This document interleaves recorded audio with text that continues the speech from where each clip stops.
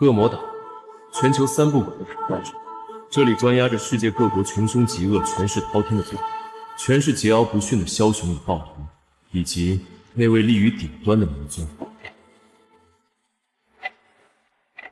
罗刹王，白象国太群大宗师，曾一夜屠戮300人，此刻他却因为恐惧周洛尘，使节用力攥到泛白，汗水顺着脊背不断流淌。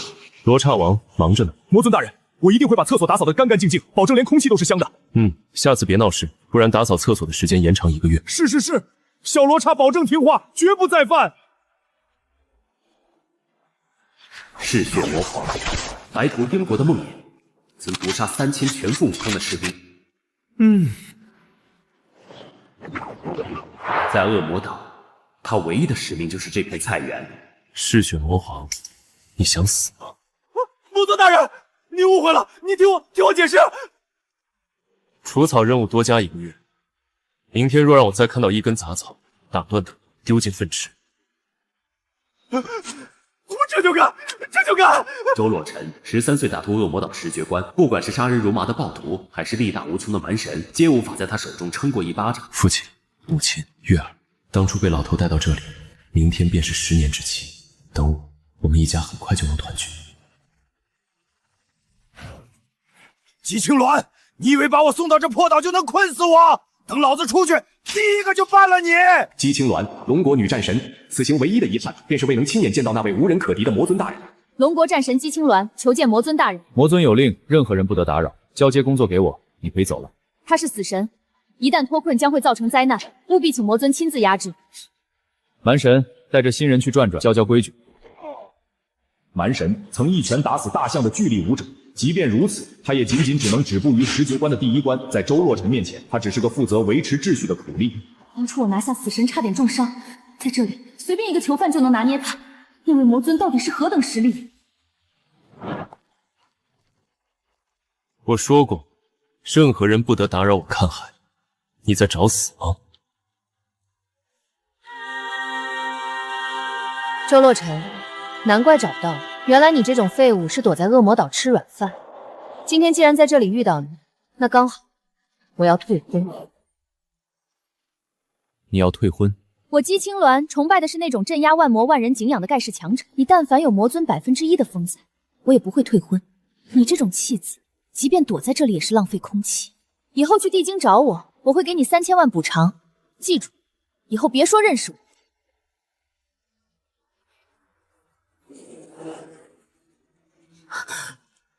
既然你要退婚，那我成全你。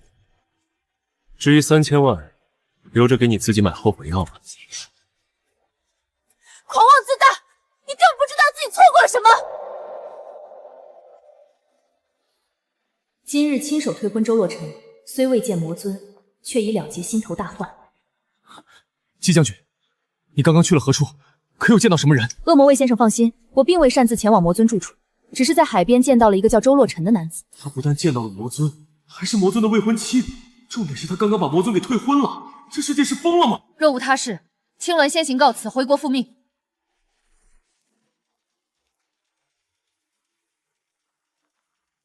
恶魔卫负责恶魔岛日常运转的强者，在外界他是杀人如麻的魔头，但在周洛尘面前，他卑微的如同见老皇帝的太监。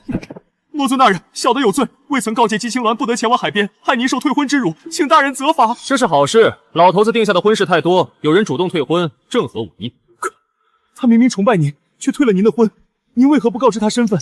既然他瞧不上普通的周洛尘，我又何必告知？既然打扰我看海，按规矩去清理3天猪圈。谢魔尊大人保命之恩。安排下去，明日归国。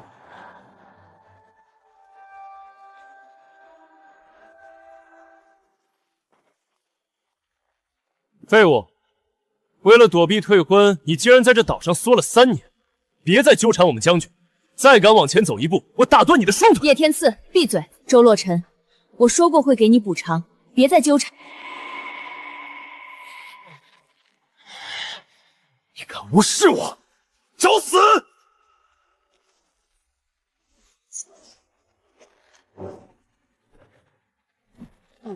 在恶魔岛威胁周公子，有几条命死。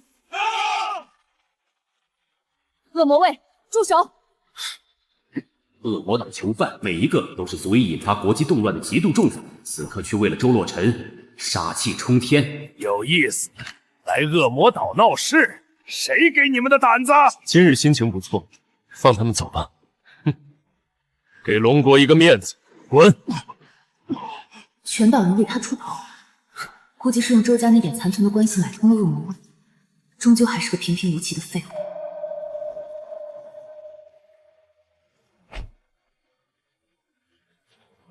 天亮了，该回家。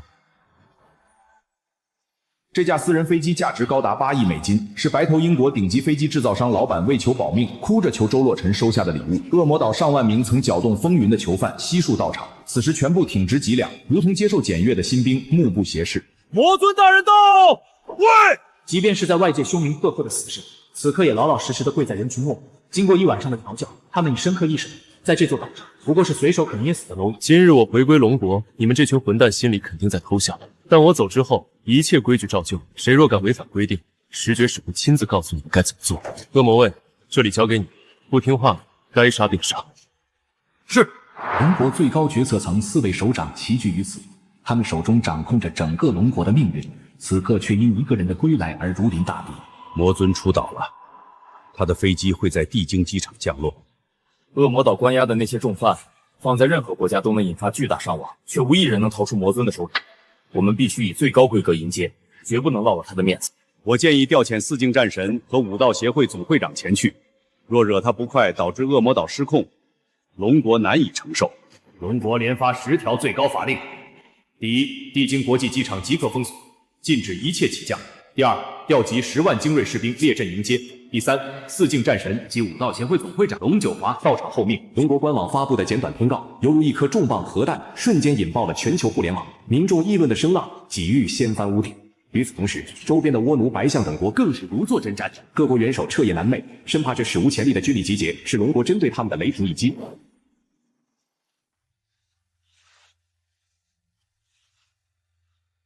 魔尊大人，您不休息吗？守了恶魔岛10年，确实有些心力交瘁。老头子不负责，只教了我2年就去潇洒了。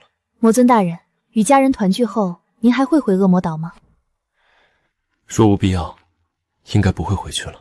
10年了，我想陪在父母和月儿身边。比起做那个高高在上的魔尊，我更想看他们快乐的笑。魔尊大人，我会一直守护在您身边，直到夜姨离开这个世界。龙国官方迎接安排。10万天军，4境战神，龙国这阵仗摆得可真够大的。尊上，我们是否要回去？来不及了。叶迟，等会儿下机，你穿上斗篷带我受礼。除了岛上那些老家伙，没人见过魔尊真容。属下明白。那尊上您的身份？我就做你的贴身护卫，名号嘛，就叫罗侯。奥古斯·伯顿，落日国 DG 公司负责人，在龙国横行霸道惯了的他，根本不知道自己正站在悬崖边缘。我严正抗议！你们龙国如此专横，我要向总部提议撤资。龙九华，龙国武道协会总会长，掌控龙国官方武道力量，拥有先斩后奏的特权，是真正的战力天花板。无需解释，一个穿麻逼的穷光蛋也配跟我说话？我年薪500万美金，那是你一辈子触及不到的高度。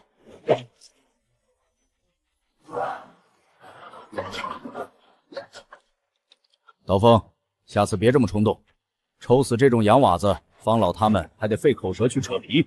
龙国4大战神，他们每一位都是镇守一方的杀神，此刻却齐聚一处，只为迎接那个名字——魔尊。世人皆称魔尊无敌，龙会长，他真有这么强？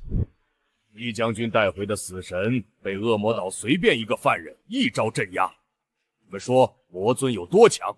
天君，姬将军看起来对魔尊可是崇拜的紧，换作是我，非得在姬将军面前把那魔尊给镇压了不可。在恶魔岛你可以，但到了龙国，是龙得盘着，是虎得卧着。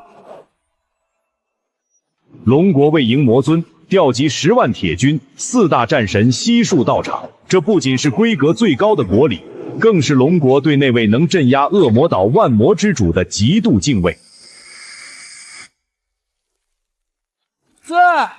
老头子这次真是舍得下血本啊！本少爷不过是在国外随便玩玩，回国竟然整出这么大的动静。龙会长，这位为何看着与地精龙家的老三有些神似？我也从未见过魔尊真容，但此子周身气息虽浮躁，却姓龙。难道那位魔尊本就是龙家秘密培养的麒麟子？全体都有，立正，请军礼！恭迎魔尊大人归国！哈哈哈哈！好，好，龙国的讲师们，本少爷非常满意。姬将军，早听说西境战神美若天仙，今日一见，果然够味儿。魔尊大人，青鸾失礼了。青鸾，本少爷今日就要在这10万将士面前向你表白，跟了我，你就是魔尊夫人，这天下你尽可去的。如果您真的是那位魔尊，我愿意给你追求我的机会。紧急通报！紧急通报！3号雷达发现目标，又一架同型号同编码的波音7478 VIP 私人飞机正在正北方向请求紧急降落，请地面立刻清理3号跑道。2架飞机一模一样的编跑，那这个穿貂的到底是谁？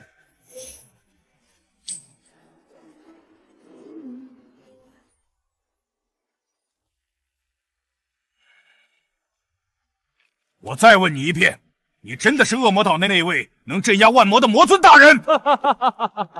方爷爷，您这话问的，不是本少爷还能是谁？我在海外的名头，那可是响彻黑客圈和武道界的。不对劲，太不对劲了！这小子的气息虚薄的像一滩烂泥，恶魔岛出来的怪物绝不会是这副德行。既然如此，那就让另一架飞机的人也下来，真相总会浮出水面的。尊上，那个跳梁小丑竟敢冒充您，还敢对您的人无礼，请允许属下现在就出去拧断他的脖子。不急，人性难测，我若以魔尊身份回归，看到的只有虚构的敬畏和虚伪的谄媚。更何况从现在起，你是魔尊，我只是你身边的护卫罗龙。记住，不得暴露我的身份。属下明白。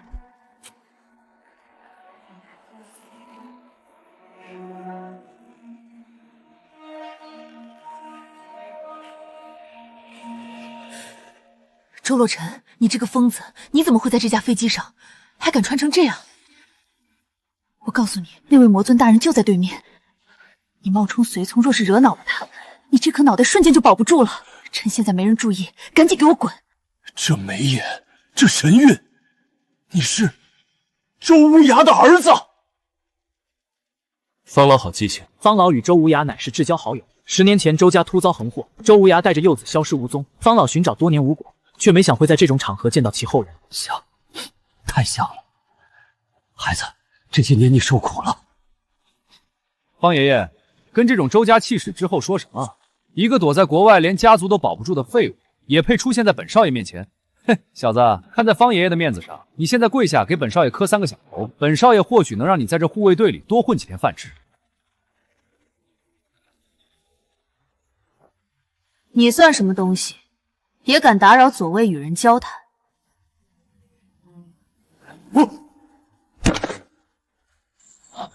这种杀气，这种举手投足间的压迫感，而这个女人才是真正的。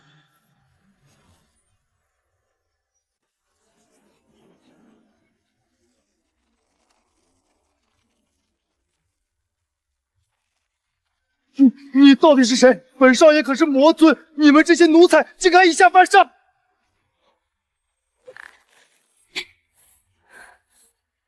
住手！不管你是谁的护卫，敢在龙国重地对魔尊大人释放杀意，你这是在自寻死路！父女的气息如烟如海，仅仅是站在这里，我体内的真气运转便开始凝滞。若4人联手，恐怕也未必能在此人手中全身而退。龙国4大战神，就只有这种程度吗？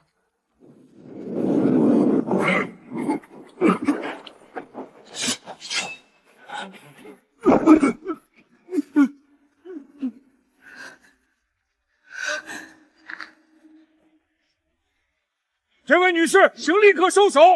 你眼前的龙天赐公子，便是我们要迎接的恶魔岛主宰魔尊大人。这种身份的人绝非你能冒犯，其中必然有误会。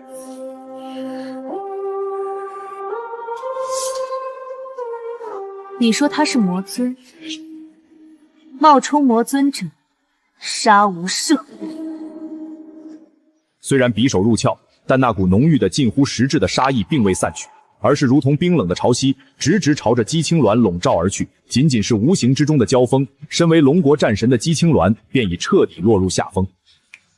不要杀人，他们说的没错，这是我的走过。青鸾，莫要冲动，此女杀意极其纯粹，必是染血无数的真杀神，不非我们4人联手，否则我也非他对手。萧天君并不知道，此时叶球不过释放了杀意的1/10，若其全力爆发，即便4大战神联手，也将瞬间崩溃。龙国4大战神就只有这种程度，若非魔尊大人不想大开杀戒，你们现在已全部成为尸体。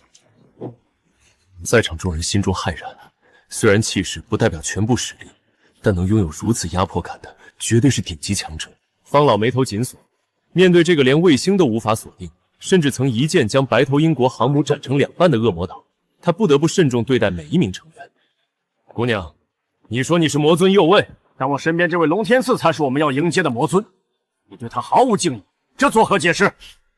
他自称魔尊，看来魔尊之名并未让世人学会颤抖，胆敢冒充者，杀无赦。我本就是魔尊，如假包换。方爷爷，这个女人太可怕了，我建议把她抓进中刑犯监狱关到死。让开，否则你们都得死。夜郎，不要乱。魔尊大人也是龙国的一成子，若得知你杀了龙国士兵，他定会不悦。给个方案，那个冒充者跪下磕头道歉，此事便算结果。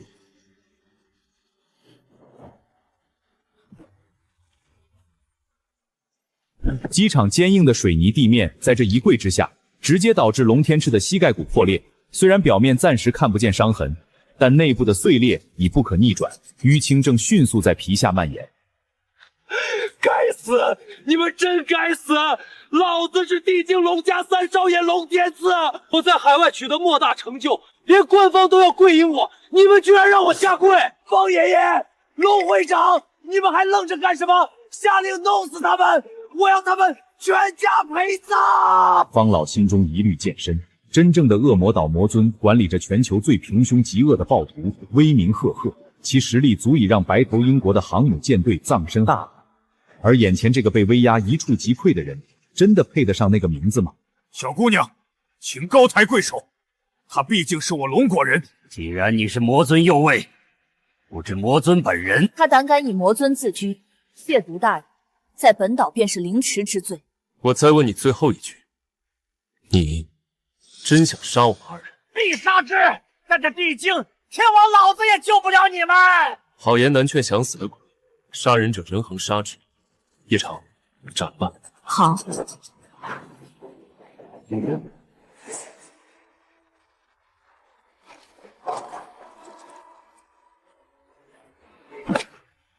人了！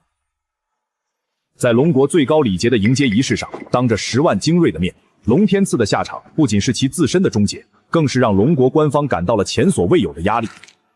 你竟真的对他动手了！此举乃是无视我龙魔法纪，更是对我龙国国威的公然挑衅！方老，杀人者人恒杀之，他既心存杀孽，便该想到会有这样的结局。人若想追究，我和叶朝接着。你能代表整个恶魔岛？即便你是魔尊右卫，敢在龙国重地行凶，今日若不给个说法，哪怕拼掉性命，我也要将你留在这里。我希望方老能听进我一句话，今日若在此围攻，他日恶魔岛那上千名囚俘将会踏上这片土地。我不惹事，但也不怕事。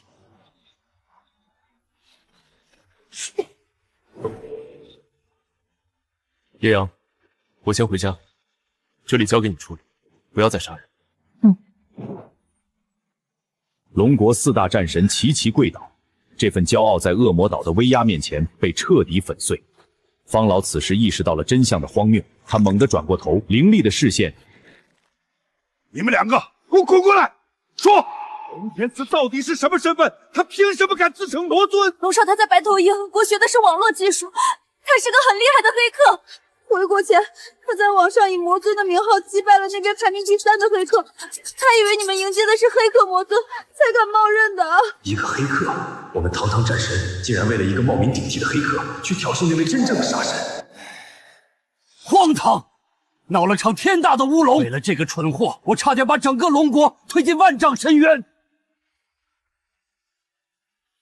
传我命令，龙天赐之死属自卫行为，龙国不予追究。警告龙家，若敢私下报复，便要承受来自官方与恶魔岛的双重怒火。记忆中，母亲的笑容温柔如水，父亲总是在这地皮上为她清洗脏兮兮的身子。可现在，这位恶魔岛的无上主宰竟在自家门前踌躇不前，心跳快得几乎撞击肋骨。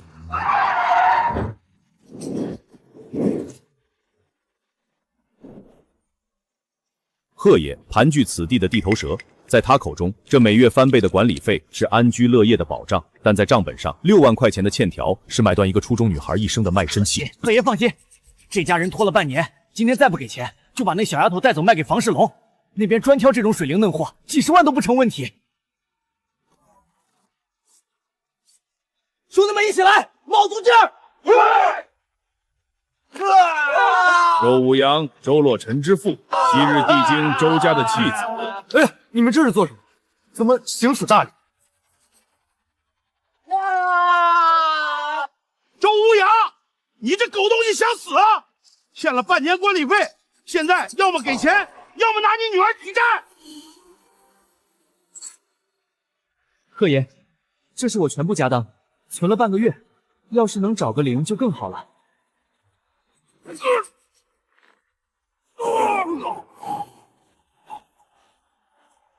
你想死吗？没人看清周洛尘是如何出手的。在那快若闪电的一瞬，4名地痞的行动能力已被彻底剥夺。周洛尘眼神中没有任何波动，那种凌驾于众生之上的冷漠，让四周的温度都下降了几分。呀！杀人了！要出人命了！老婆，玉儿，咱们快跑！这小子下手太狠，肯定要连累咱们全家啊！爸，多大点事儿，你能不能别整天大呼小叫的？玉儿，这能是小事儿？咱们得赶紧跑路啊！跑？你成天喊我妈，难道忘了我妈已经失踪3年了？我看她就是受够了你对哥哥失踪那种没心没肺的态度，才心寒离家的。你叫月儿，母亲她失踪3年了。你是谁？你怎么跟我这便宜老爸长得这么像？这眉眼简直是一个模子里刻出来的。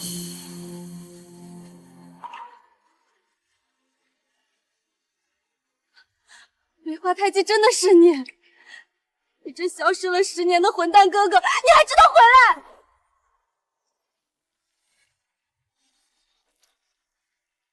先跟我进屋，管你惹了什么天大的麻烦。老哥既然回来了，这个家就有主心骨了。儿子回来了，青武，你到底什么时候才肯回家？此时的机场，10万将士正为魔尊的降临而肃立，而真正的恶魔岛之主正坐在这间不足50平米的旧屋里，贪婪地嗅着空气中劣质油烟的温度。哥，你老实交代，这10年你到底被卖到哪儿去了？当初老妈找你找的头发都白了。我被带到了恶魔岛，因为一些约定，守了10年才准离开。恶魔岛，那不是关押世界级疯子的地方吗？月儿，你哥哥在这10年里闯出了一点名堂。魔尊专机已抵达，正在公营进行，在公营正时挑战升级。其实，我就是那个魔尊。哥，你看到没有？新闻里说今天也有魔尊回国，人家那是战神和10万将士跪迎的。你说你是魔尊，哥你能不能别这么搞笑？我确实是。行啊，既然你是魔尊，那你把我偶像西境战神姬青鸾叫过来，只要他出现在咱家门口，我就信。好，我已经通知叶里了，他很快会带姬青鸾来见你。哥，你要是骗我，以后你就是个大骗子。到时我要罚你明天送我去学校。最近总有几个社会混混骚扰我，便宜老爸又管不住。哥，你得替我揍他们。好，哥答应你。停！小子，就算你长得帅，亲子鉴定还没做呢。走，先去证明你是我儿子。如果你真是老子的种，这房子拆迁款分你一半。要是敢骗我女儿，看我不把你扫地出门！月儿，这些年苦了你了。如果你愿意，哥哥可以教你武道，让你成为顶级强者。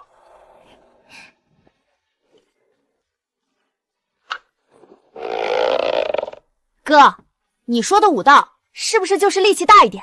其实老爸背地里给了我很多奇怪的训练，单手劈砖、捏碎铅球什么的，月儿早就学会了。尽管梅花胎记已是明证，但周无涯那颗在地京沉浮了10几年的心，早已不敢轻易触碰希望2字。对他而言，这份鉴定不仅是血缘的确认，更是他这10年支撑下去的唯一信念。小子，别以为弄个假胎气就能骗过老子，等会儿鉴定结果出来，你要不是我种，老子非把你腿打断不可。老头子，等鉴定书拍在你脸上的时候，我看你还能不能这么硬气。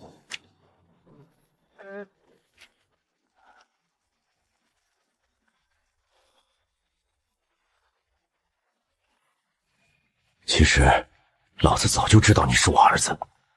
那你还演这一出？那是怕给你这小子长脸。失踪10年，谁知道你在外面变成了什么样？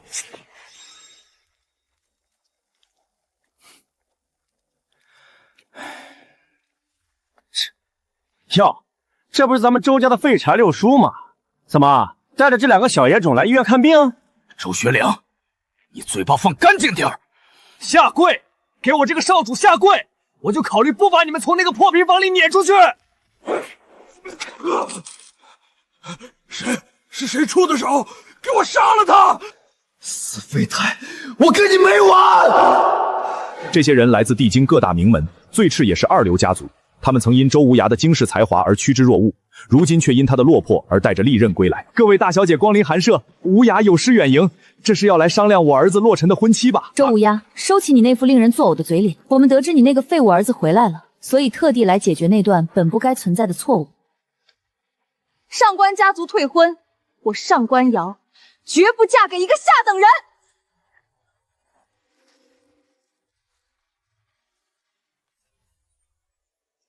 13年前，周无涯贵为地京周家少主，那是何等的意气风发！在他儿子周岁那天，地京20多个家族几乎是哭着喊着求他定下婚约。如今，周无涯沦为弃子，当年的香饽饽婚约却成了这些豪门急于撕破的耻辱标签。周无暇，你在这破瓦房里窝了10几年，周家可曾有人正眼看过你一眼？当初你们可是跪求我签下婚书的，如今我落了难，你们便要如此绝情寡义，就不怕我哪天重回周家，让你告不出来？叔叔，这么叫你算是给足你面子。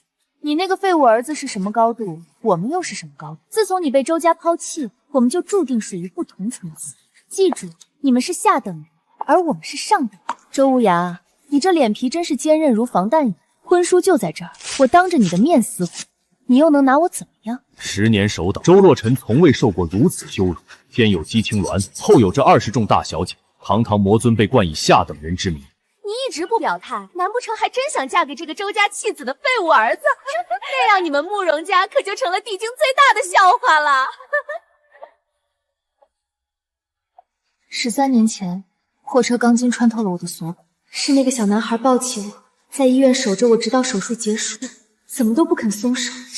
那个小男孩叫周洛尘，既然婚约还在，周洛尘，你愿意娶我吗？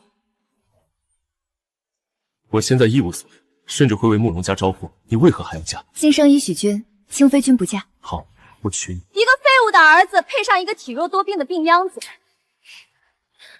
既然没我们什么事儿了，走吧，姐妹们，去金龙俱乐部。听说新来了一批高质量少爷，咱们去好好洗洗眼。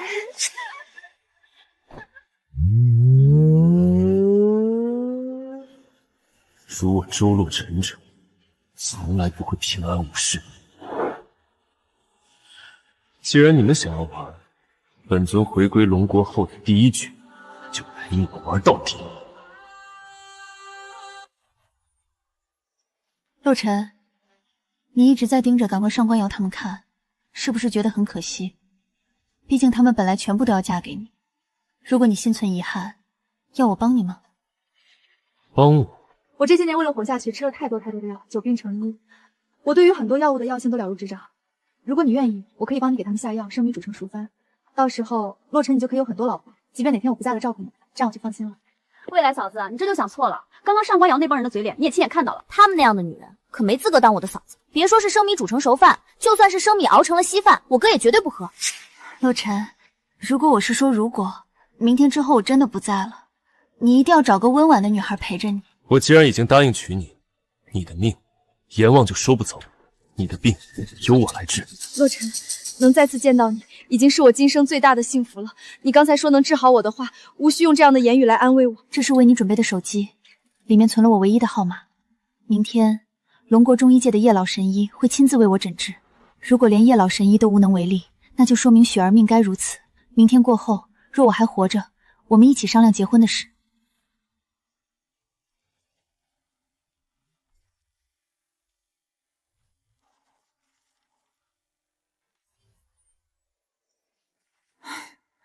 哥，还盯着看呢。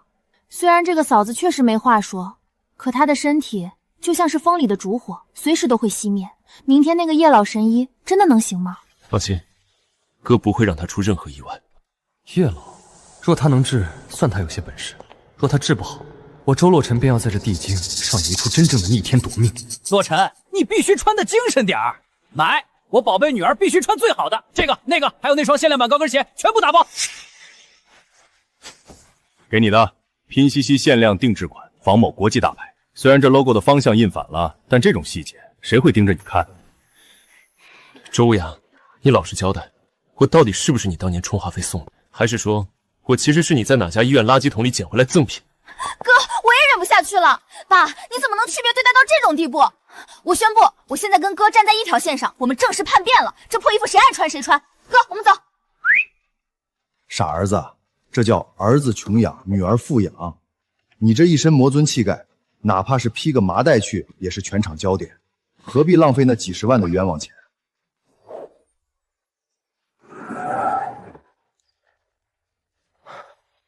坏了！刚才光顾着给鱼儿拎包，那份红头红戳的亲子鉴定报告给落在医院柜台了，没这白纸黑字证明明晚张家盛宴，那家伙谁会想你是我周无涯的亲儿子？爸，您可真是我亲爸，那咱们只能回医院去取了。被扇耳光的屈辱让周学良几近疯狂，在帝京，从未有人敢如此对待周家子弟。他此时守在大厅，正是在等待报复的机会。又见面了，废物六叔，看来老天爷都急着让我报那一巴掌的仇啊！在这帝京，还没人能抽了我周学良还能全虚全威走路的。学良侄儿，你听我解释，我们只是回来取报告的，千万别冲动。让开！谁敢耽误我父亲治疗，我要了你们全家的命！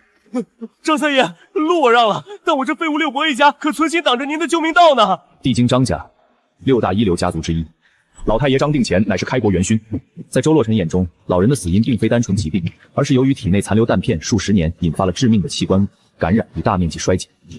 我劝你不要浪费时间送往手术室。由于心脉血管早已被异物磨穿，哪怕是一次轻微的震动，都会让他当场毙命。而在我手中，他还有一线生机。哥，你快闭嘴吧，真的会死的！你拿别人吹牛也就算了，他们可是帝京张家人啊！那位是张家三爷，是货真价实的九阶武者，一掌就能拍碎山石。你拿张老太爷的生死开玩笑，玉儿救不了你，就连便宜老爹现在也护不住你。快走，趁张三爷还没动真怒，正急着救人，你赶紧逃命啊！此时的周无涯双眼深处却隐隐闪烁着一抹外人无法察觉的异色，他死死盯着长子的背影，只有他自己知道，这10年间，他时刻暗中关注着那个被带往恶魔岛的孩子。恶魔岛魔尊，这是儿子用无数血腥战斗换来的盟号。他很清楚，未来乱世将至，他身上的担子比天还重，他能护儿一时，却护不了一世。张三爷，你听到了吧？这个废物的儿子不仅不让路，竟然还敢当众诅咒张老太爷马上就要死，甚至断言连手术室都进不去。我不知道张三爷你能不能忍，反正要是有人敢这么咒我爹，哪怕是拼命我也得宰了这废物之子。依我看，一个废物儿子肯定没这胆色，怕是有人在背后指使他，存心想看张家的笑话。周无阳，是你让他这么挑衅我的，对吗？当年你是帝京第一少，望古无双，连我父亲都要给你几分薄面，现在你只是个被周家除名的垃圾，一个沦为人人耻笑的废物，哪来的胆子挑衅我？张三爷，您可千万不能听信这一面之词。咱是什么身份地位，心里清楚的很，哪能做出那种自寻死路的事儿？蝼蚁怎么会去挑衅巨龙？您说是不是这个理儿？我这学良侄儿口无遮拦，他呀现在是想看看我是不是真成了废物。哎，学良侄儿用心良苦，可惜我确实就是个没用的废物啊！你想他死？小子，看来你是真不想活了。三爷，别光说不练，这废物儿子已经连续2次诅咒张老太爷，这您能忍？杀了他！反正也就1招的事儿，耽误不了您几秒时间。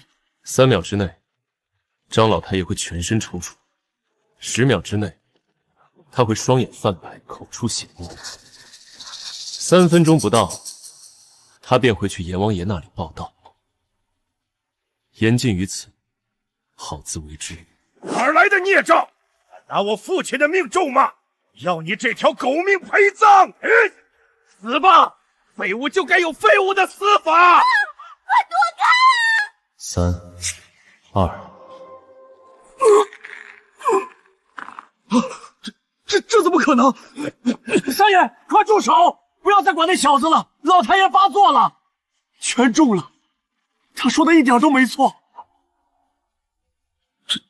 这怎么可能？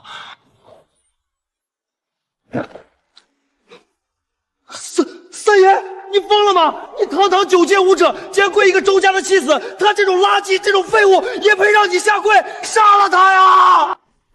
怎么可能？那个杀伐果断，连老爹都要仰望的张三爷，竟然跪在了哥哥面前。哥，你在恶魔岛的10年，到底变成了什么样的人？这种像神明降世般的压迫感，真的是那个一直护着我的哥哥吗？求神医救我父亲，他是龙国的英雄，他这辈子为国征战，身上留下的弹片比勋章还多，他不该就这么不明不白的死在病床上，不管付出什么代价，我张家都认。起来吧，即便你刚才真的抓断了我的脖子，我也会救他，因为他是龙国的英雄。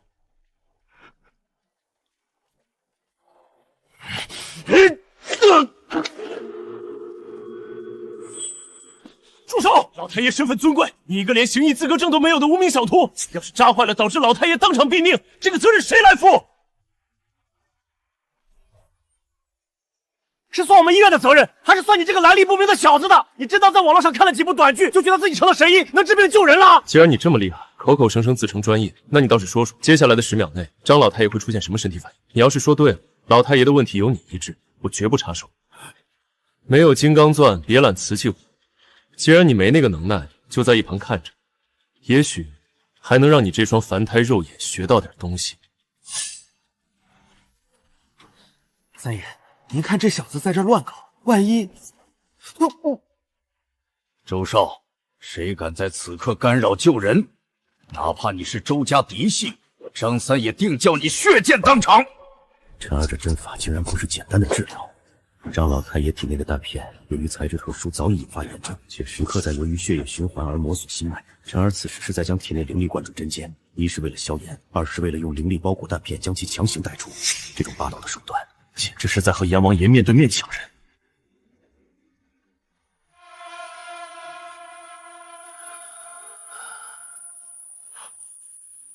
郭老，你可要为我做主啊！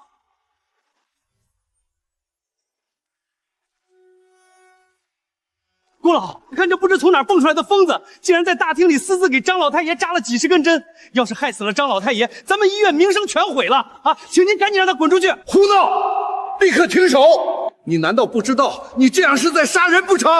这可是郭老啊，想挂他的号都要排到1年后。小伙子完蛋了，把郭老都气成这样。我让你停下，你听到没有？即将被害死的可是龙国的开国将军。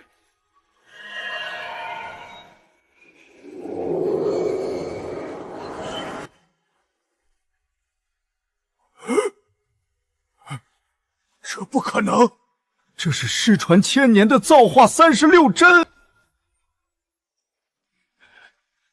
先生，如果我没看错，你所施展的是失传1000年的银针造化36针。方才言语冒犯，老夫实属无心。若先生还有不满，郭某必让您满意为止。只求先生能容许我进前观摩。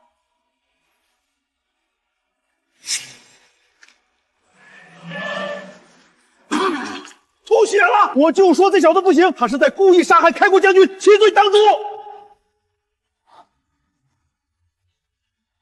先生，我父亲为何会吐血？他吐的不是血，是几十年未取的感染物。你可以从这血中找找，那些夺命的弹片就在里面。你以为我不计较就是好说话？再敢多言一句，我杀了你！哎呀，暴躁了，太暴躁了！主人对不住，我这儿子在外面待久了没管教好，他压根没入门，哪能治得好老太爷？他要是能治好，你这位主任岂不是连菜鸟都不如？敢在我面前处处针对我儿子，真给你脸了！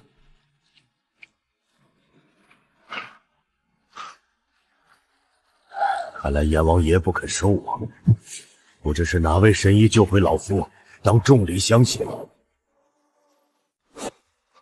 奇迹，简直是奇迹啊！老太爷的情况我此前诊治多次，以他的心脉受损程度，手术根本就是自寻死路，只能靠药力苟延残喘。没成想，老夫临老竟然能亲眼见到起死回生的造化36针，先生大才，请受我一拜。多老，你当不得我这一拜。方才众人议论，我已知你医德尚可，是一位值得尊敬的名医。既然你推崇这针法，我便传授给你，去造福更多病人。至于能掌握多少，看你的造化。先生，您说真的？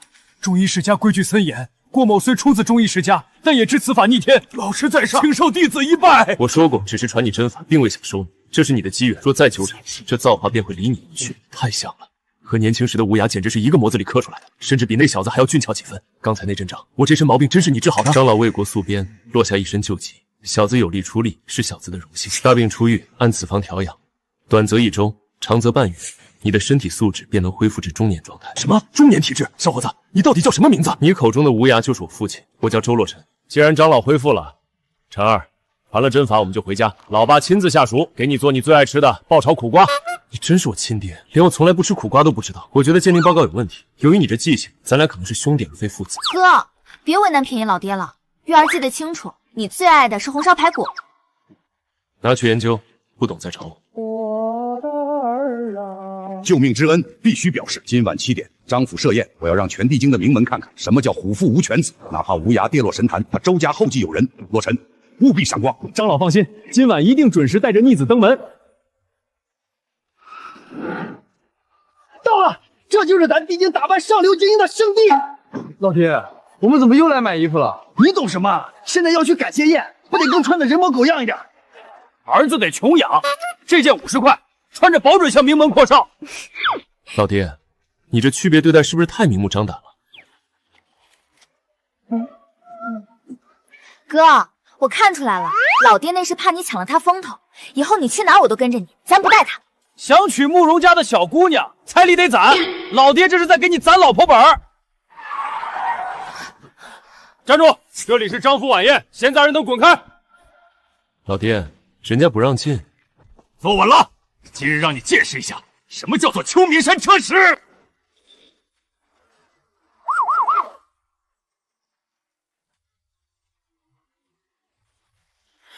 谁？哪个不长眼的杂种，给老子滚出来！撞了便撞了，是张老三请我们来的。如果你不服，等会儿可以让张老三赔给你，毕竟我是他请回来的周神。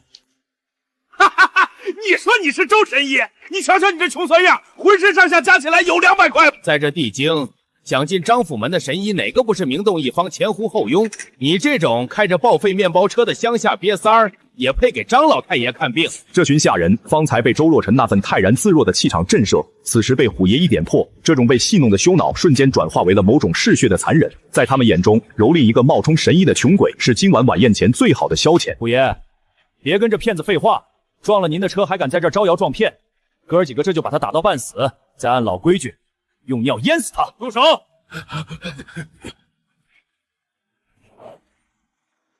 张登辉，张府四爷，生性多疑，手段极其残忍。他执掌张府行堂多年，对那些试图混入张府捞油水的骗子有着生理性的厌恶。四爷，您来的正好。这小瘪三不仅强闯庄园，还毁了您的迈巴赫。他自知难逃一死，就满口胡诌说自己就是那位周神医。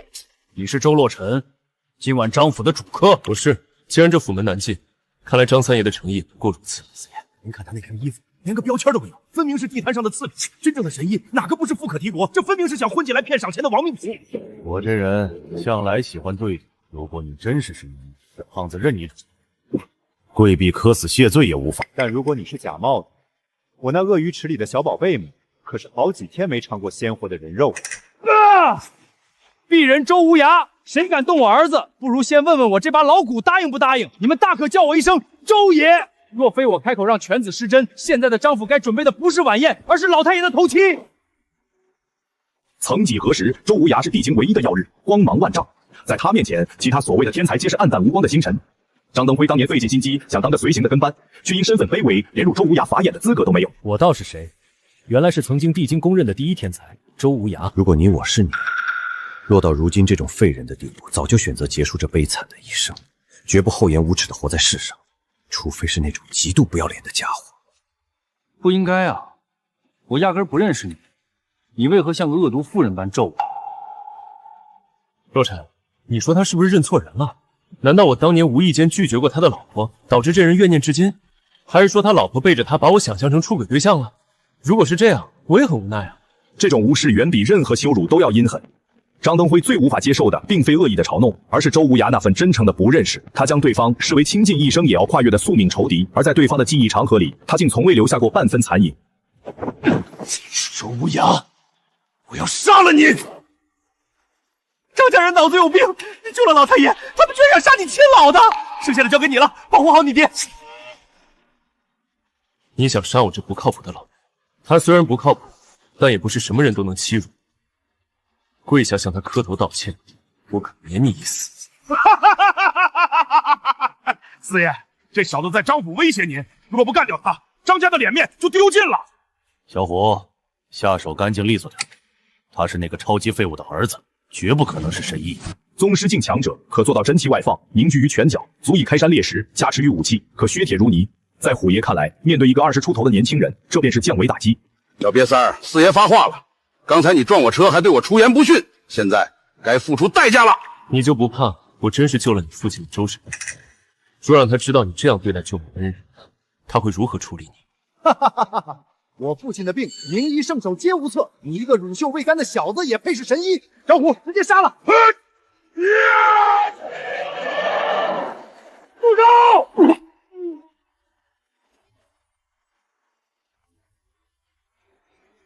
住手！尽管虎爷身为宗师，在武道上地位崇高，但他深知在这帝京张府，若胆敢伤及张家三爷，绝见不到明天的太阳。即便是一向护着他的张四爷，也保不住他的性命。不知三爷驾到，冒犯了三爷，请三爷责罚。但这小子强闯张府，冒充神医，甚至羞辱四爷和我，小虎是护主心切，理当诛杀。张三爷，这场戏好看吗？我出手医治，是敬佩张老将军的威力。张老四不认识我也就罢了，你张老三一直躲在暗处观望，是在等我求救，还是在等我被打死？张府的太骨我已经看了，告辞。这一脚油门下去，踩碎的是帝京张家传承100年的门第傲慢。周洛尘很清楚，今日他这一走，带走的不仅是救治老太爷的唯一希望，更是张家跻身超级家族那千载难逢的一线生机。老四，你想取代父亲，还是想让张家陪你一起死？三哥，你不也一直躲在后面看戏吗？刚才你若是真想来，早该在门口就现身了。别以为只有我想掂量这位周神。既然人被气走了，你我在这废话无用。老爷子要是知道了，谁也别想好过。两个混账东西，我让你们设宴请人，你们却在这里设局杀人。周神医是我的救命恩人，更是周家的麒麟子。今天要是请不回来周神医，从明天起，你们两个也滚出张府，别再说是我的儿子。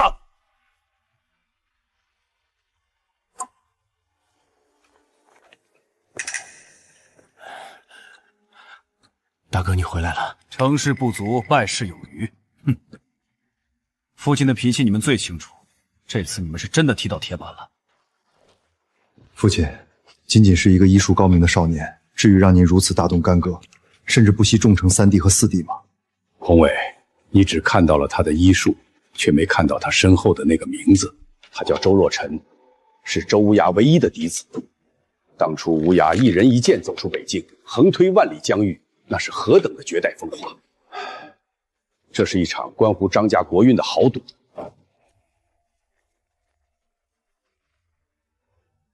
赢了，我们张家便能随他一起踏碎这帝京的阶级束缚，真正跻身那个万族仰望的超级家族之列。老板，每种东西来3份，我1份，我宝贝女儿1份，剩下的1份吃不完，打包带走喂路边的流浪狗。哦，对了，这个是我儿子，让他付账。哥，你别和便宜老爹计较，他就是这性格。你可以当做没有父亲，有我这个妹妹就行。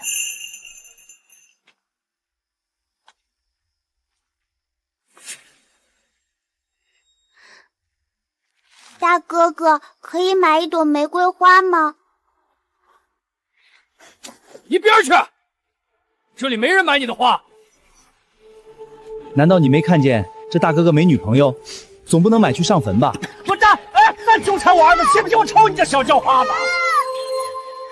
如果你不给我一个合理的解释，我会带月儿离开。你不配做父亲。买下花改变不了他的现状，现在我把他吓跑，他只有2个选择：卖给别人，或者回他的住处。难道你不想弄清楚，一个4、5岁的孩子为什么要出来卖花？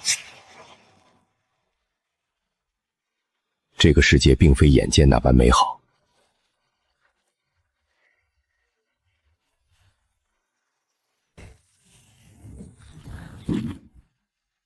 忍住！现在杀这一个垃圾，救不了剩下的孩子。等他们回老巢，我要这群畜生一个都跑不掉。老爹，我忍不住了。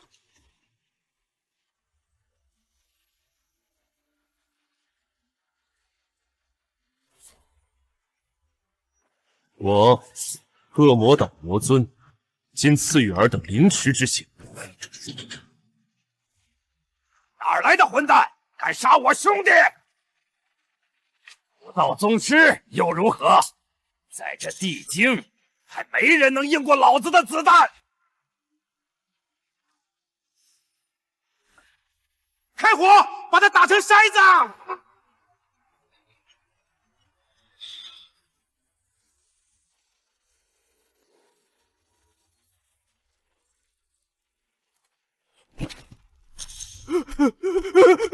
原来，像你这样的畜生也知道什么叫怕死。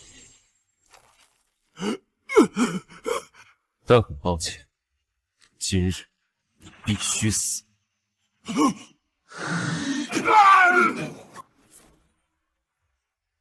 住手！让你住手！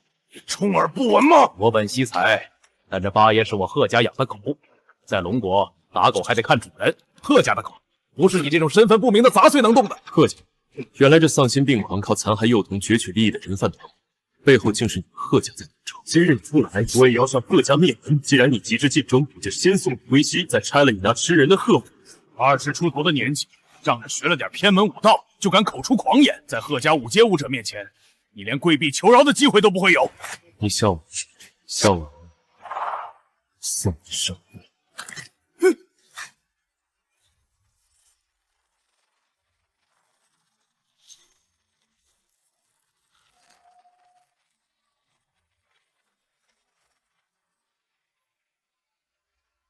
贺家5阶武者，在帝京足以跻身强者之列，但在魔尊面前，这一层级别的生命，甚至无法感知到毁灭的来临，便已被彻底抹除。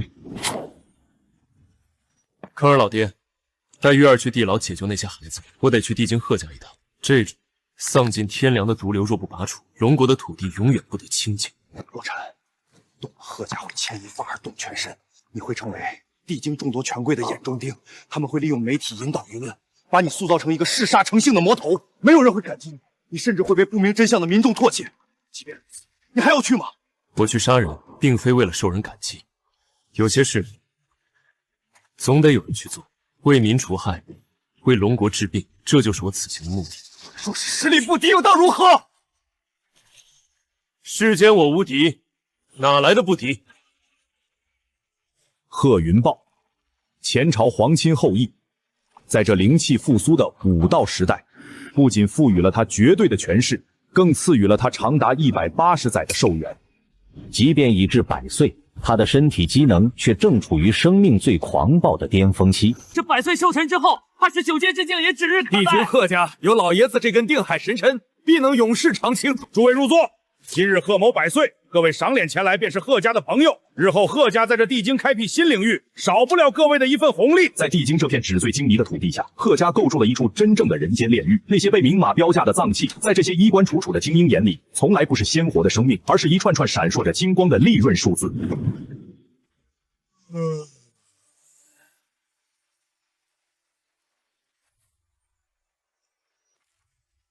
贺府重地，闲杂人等滚开！请出示邀请函。我送你，不需要邀请。送你？瞧你这穷酸样，怕是把自己卖了都凑不够贺府一块地砖的钱。快滚！别弄脏了这红毯，否则让你这辈子都下不了床。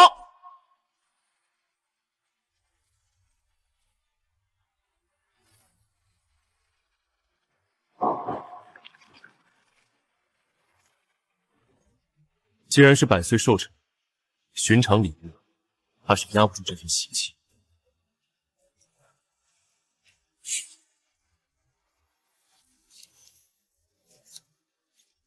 这口棺材我带走。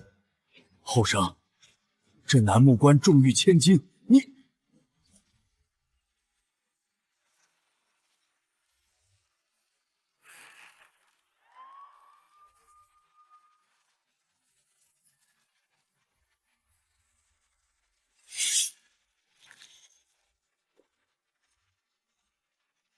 抬棺闹事，你可知这是贺家100岁诞辰？贺云豹既然想庆生，我便送他一口龟孙。杀了他！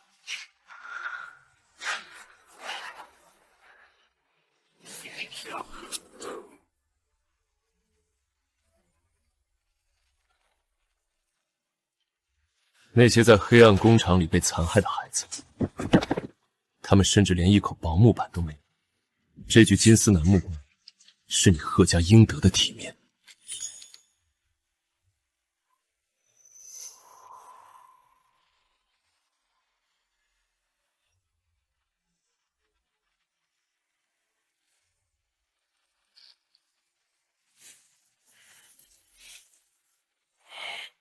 小畜生，受死！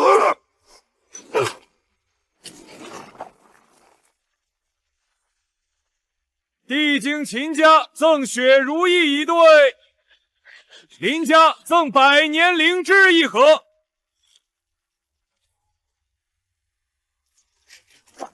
老太爷，不好了，有人送棺材进来了。今日我寿，谁敢送死？爹，这帝都还有人敢挑衅贺家，我去让他后悔投胎。老大，你带老四一起去，别直接弄死，我要亲手捏碎他的每一寸骨头，在这寿堂之上血祭。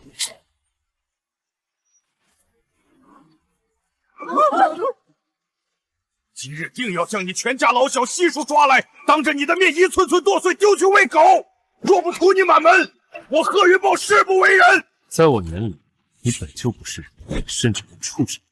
掌控多个人贩子集团，大肆贩卖活体器，为了牟利将无辜孩童致残。这世间纵使路边的野狗也只敢闻喷人性，而你，究竟哪一点配得上人这个字？血口喷人！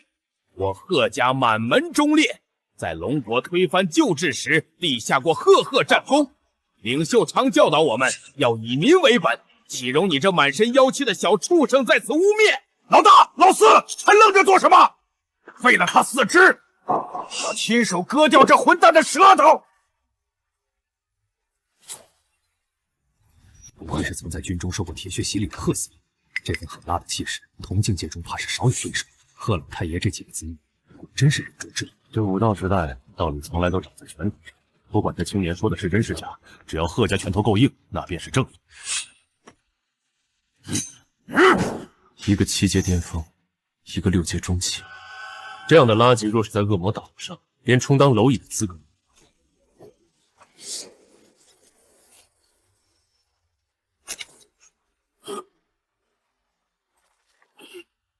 太慢了。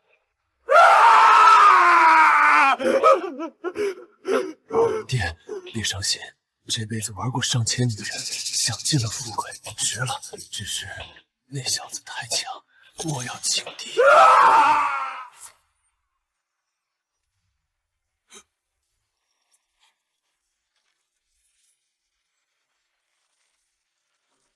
看来你的儿子们比我想象中更伟大。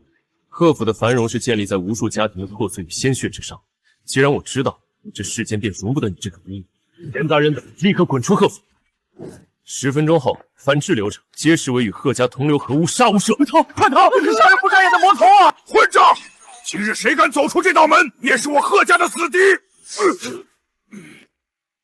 现在是时候把你们这些披着人皮的畜生清理干净，还这龙国天下一个公道。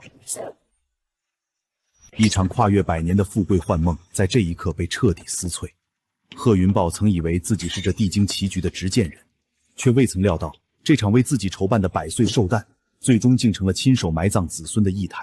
尊敬的宗师大人，贺云豹认栽了。从这一刻起，我贺家上下300口愿认您为主，充当您的奴仆。只要您一句话，贺府上下赴汤蹈火，在所不辞。说说吧，你们贺家在地京这些年到底做了多少伤天害理重任？坦白从宽，抗拒我让你求生不得，求死不能。贺府一共控制了7个人贩子集团，核心成员约300人。这些年买卖了多少妇女儿童，我没统计过，但这些生意为贺府提供了不低于100亿的收益。此外，我们还打通了金三角的线，向娱乐圈的小鲜肉们高价兜售瘾君子物品。大人，求您放贺府一条生路，我们愿做您的狗。100亿收益，按黑市器官均价算，那意味着上千条人命，上千个家庭破碎。贺云豹，你究竟是怎么做得出来的？贺族人听令，这魔头不给活路，给我站起来杀了他！贺云豹从来都是审时度势的小人，从出卖前朝到加入官方，他骨子里只有生存二字。此刻，他只想让这300族人用命帮他拖延3秒。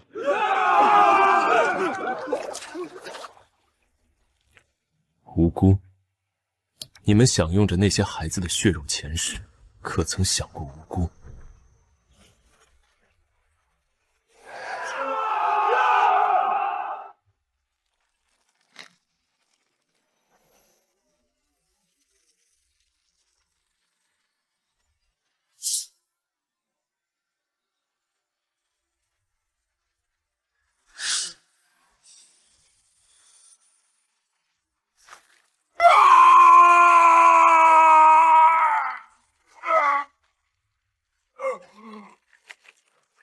在恶魔岛的禁忌传说中，这12柄残刃被称为通往彼岸的阶梯。当昔日救人的神医决定拨开地狱大门时，凡人的意志在万倍的痛苦面前，不过是烈日下的一片残雪。这套兵器叫血色彼岸12刃，扎进身体，痛感会成倍数递增。扎进1把，痛苦增幅2倍；2把4倍；12把齐出，由于质变效应，痛感可达10000倍。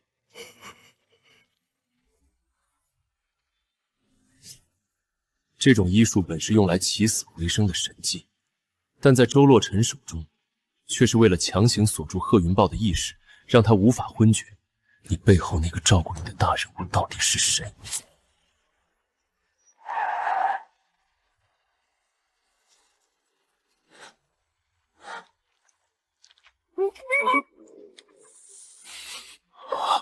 三哥，他真是那个被我们赶走的乡巴佬。张四爷曾以为周洛尘不过是仗着几分医术，在父亲面前妖丑的废物，可现在看着满地被暴力摧毁的贺家武者，他意识到自己之前挑衅的不是绵羊，而是一尊正处于暴怒边缘的杀神。周神医，之前是张登辉有眼无珠冒犯了您，请您看在老太爷的面子上，给张家一个赔罪的机会。我们绝不是来救贺云豹这畜生的。张家得知他拐卖人口，恨不得亲手毙了他。既然不是来救人的，那就闭嘴。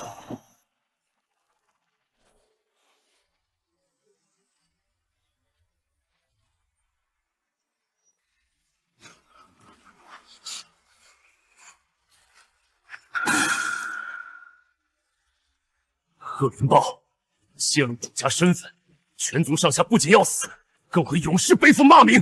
哈哈，主家全族，你瞎了吗？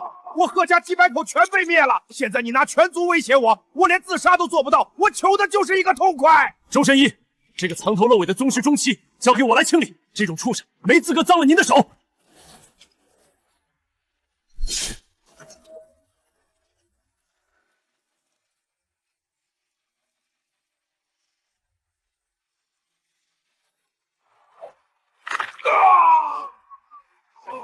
最后的机会。我说，贺家不过是条看门的狗。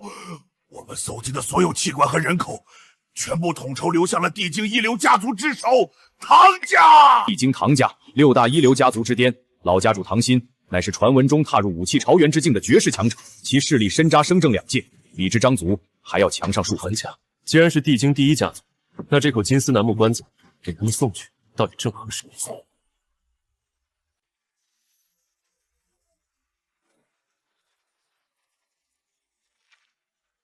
贺府的动静早已惊动了地京所有巨鳄，秦、林、楚、萧，除了远在张府的张家，剩下的5大一流家族皆派出了各自的眼。他们不仅在评估周洛城的战力，更在评估一旦唐家这棵大树倾倒，地京权力蓝图将会产生的恐怖地。贺云豹临死疯野，竟敢攀污地京唐家，你们也是这么认为的？邱宗师明鉴，唐老爷子乃龙国之柱石。岂是这种来历不明的狂徒可以随口污蔑的？没错，唐家对龙国有泼天大功，即便真有威胁，那些功劳也足以抵消一切。此次杀我地京同僚，毁贺家满门，当受凌迟之刑啊！功劳抵消一切。我本以为这片土地是以民为主，但我现在看到的是满目疮痍。为了权势，你们可以闭上双眼不看那前方各家的绝望；为了生存，你们可以把吃人的恶魔供奉在神坛之上。这龙国已经得了很重的病。身为医者，我不仅能治人，也能治国家的毛病。若今日无人敢站出来为您请命，那就让我来做这第一道清算腐肉的刀锋。周神医，算我求你，走吧。唐家老祖唐辛40年前就是大宗师，这邱元阳不过就是家的一条看门狗。你杀了他，唐家那些隐世的疯子绝不会放过你的。周兄弟，我张登辉承认之前看走了眼，但现在不是意气用事的时候。唐家的底蕴不是一个贺府能比的。让开，否则死。地京唐家若真如你们所言，是这般包庇罪恶的垃圾，那便是龙国身上最大的一颗毒瘤。既然是毒瘤，自当一并切除。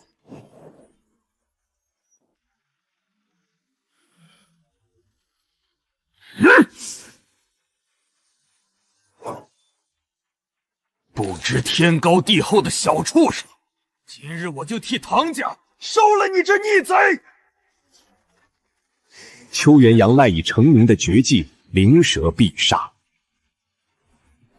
一旦被剑气锁定，即便身怀一匹罡气，也会被那无孔不入的战动剑尖瞬间绞碎喉管。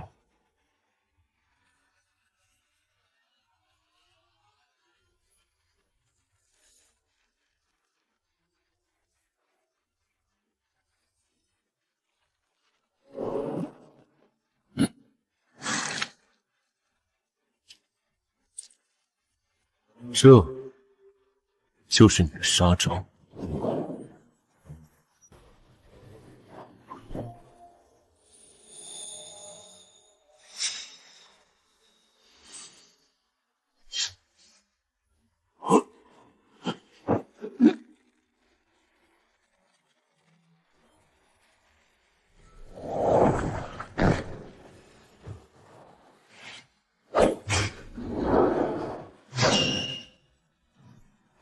地京宗师榜前100，曾越级强杀的邱元阳，从初见到被彻底抹除，全程竟不足5秒。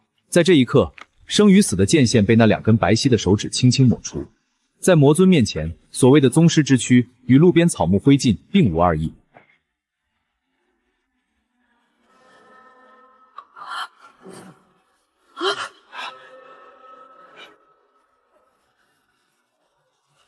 三哥，我还活着。我只知他医术超凡，却从未想过他的武道实力竟已恐怖如斯。张登辉此刻心脏狂跳不止，他作为宗师，甚至没能看清周洛尘是如何出手的。这种绝对的位阶压制，让他确信周洛尘已然踏入了传说中的大宗师之境，正如其父周无涯当年那般精彩绝艺，无人可挡。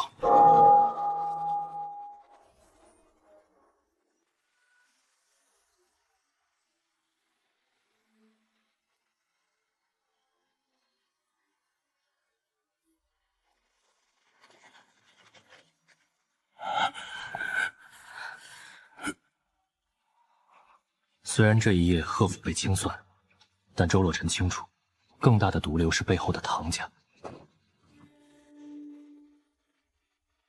店主，小师弟已在今夜灭了贺府全族，并斩杀了唐家宗师邱元长。不愧是我家小师弟，做事依旧这么有男人味儿。那恶魔岛走出来的魔尊，岂是几条杂鱼能随便冲撞的？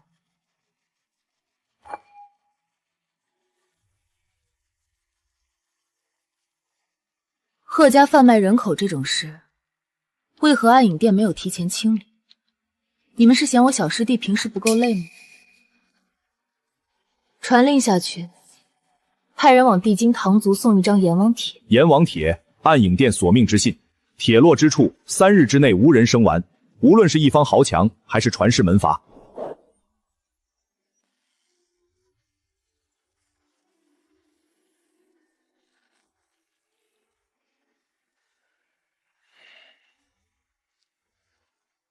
邱宗师是死在周无涯之子周若尘的手里，那小畜生不仅灭了贺家满门，更直指我堂族与贺家狼狈为奸。周无涯虽成了废人，他的儿子倒真是完美继承了那份修武天赋，能杀邱元阳，说明这小东西不可小瞧。大哥，不能让他死得太容易，这种垃圾敢冒犯堂族，就该当着全网的面将其剥皮抽筋，凌迟处死。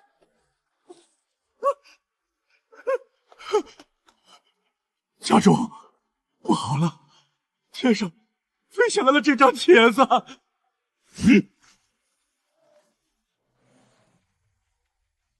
阎王拜帖，鸡犬不宁，3日为限，诛其满门。暗影殿，武道界最为神秘的杀手组织。凡收到阎王帖者，若是个人，3日内必死；若是势力，则满门不留。至今为止，尚未有任何势力能成功接下这张索命符。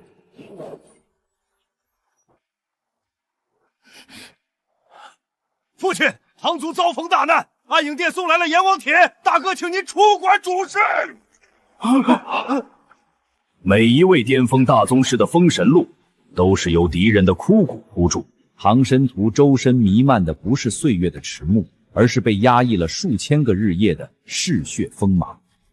不仅是暗影殿，还有那些在网上造谣贺家案的贱民，传我命令，闹事者杀无赦。父亲，灭贺家者正是周无涯之子，我会亲自将他全家带回来，全网直播凌迟，让世人知晓堂族不可招惹。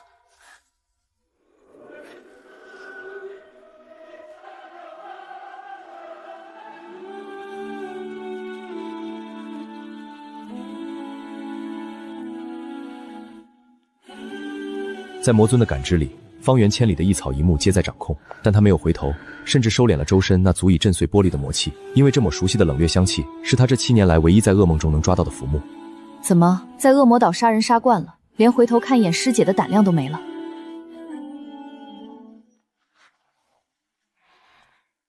师姐，你这身旗袍，比当年在岛上练剑时穿的要红得多。那是为了接你，特意染上的血色。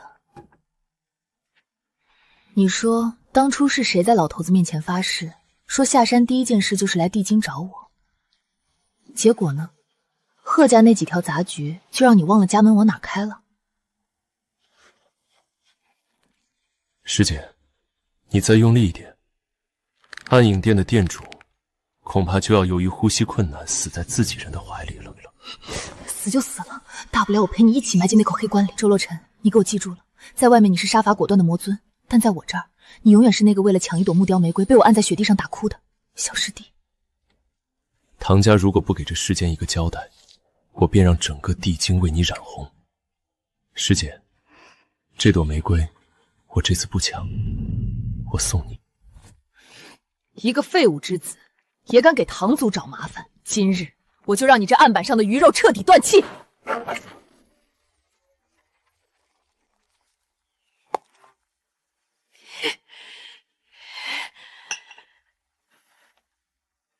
废物之子周洛尘，我唐三妹来取你性命了！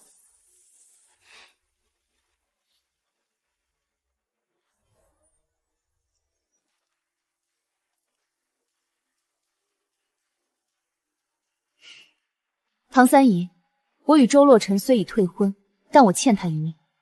今日，哪怕是拼掉这身修为，我也要保他周全。青鸾，这小子灭了贺家满门，更挑衅堂族威严。既然你执迷不悟，那我就先让你吃点苦头。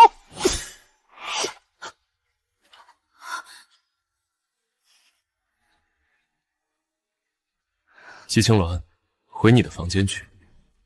这里的恩怨，轮不到你一个外人插手。洛尘，我害怕这些大人看上去好凶啊！就算是死，我也要死在你前面。这一幕在不知情者眼中是痴情女子与亡命徒的最后诀别，但在魔尊眼中，这却是二师姐罪恶趣味的猫鼠游戏。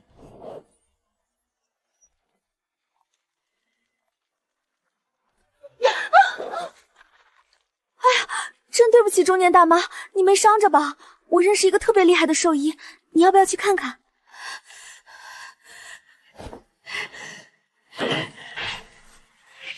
我要你亲眼看着自己的四肢被绞碎！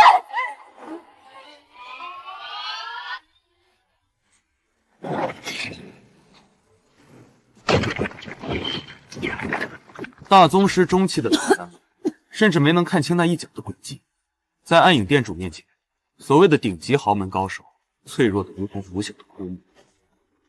三妹，二哥，这女子比我见过的任何名媛都要绝色，她是我的了。老四，注意你的身份，这样的尤物理应由家主或我来调教。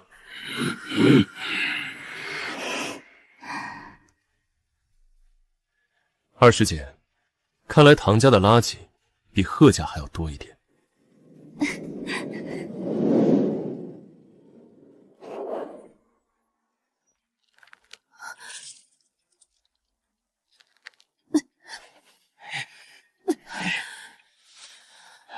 为三少小姐报仇！美丽的女士，我绝不允许任何人伤你分毫。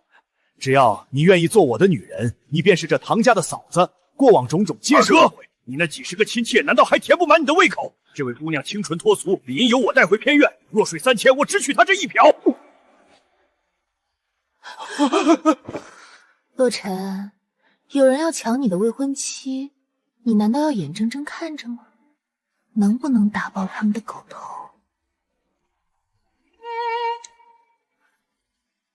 老四，先合力杀掉这小子，我们再各凭手段抢夺那尤物。父亲，大敌来犯，请父亲出手杀敌！这便是大宗师之上的恐怖境界——三花聚顶。但在魔尊眼里，这不过是另一种形式的枯萎。周无祥，你这该死的畜生，给我滚出来！斩我儿双臂！这种阴毒手段，除了你这曾经的妖孽，还有谁能做到？你是不是眼瞎？让堂族这些走狗跪下的事，杀人的也都是我做。至于我那不靠谱的老爹，他恐怕还在你的角度开玩笑。哈哈哈哈哈！敢不敢出来？那我就先当着他的面将你碎尸万段，让他体会什么叫断子绝孙啊！随心掌！这就是你最强的攻击吗？由于你的弱小，限制了你对神明的想象力。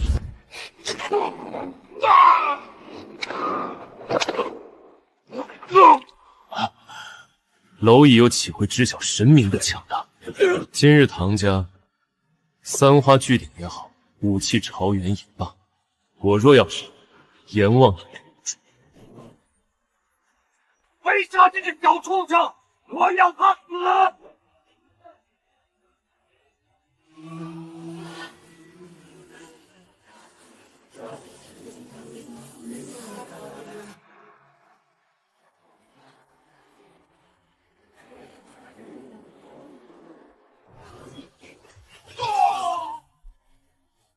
大宗师联手，在三花巨鼎境强者面前，本应有一战之力，但对于超越此等凡尘位阶的周洛尘而言，这种攻击仅仅是微风拂面，他无需出手，仅凭气场外放，便能物理性的摧毁对方的肉身防御。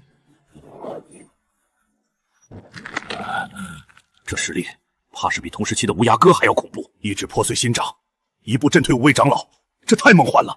老刘，你打算怎么办？你不是还要保下这小子吗？不管乌鸦哥现在如何，他的儿子我刘家保定了。带上有天赋的后辈走，快滚！请神容易送神远。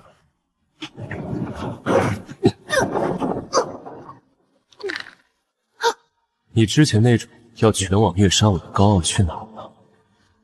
跪下，求我！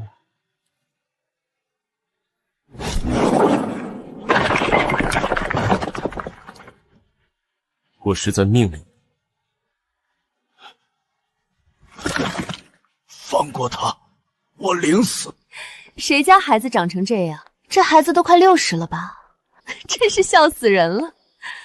洛尘，别叫我二师姐，要叫我未婚妻，或者你喜欢在房间里玩点别的。周洛尘，快走！堂主有大恐怖，再不走来不及了。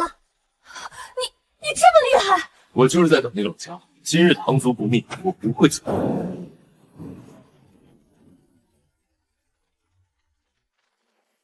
好一个堂族不灭不会离开，我倒要看看你如何灭我堂族！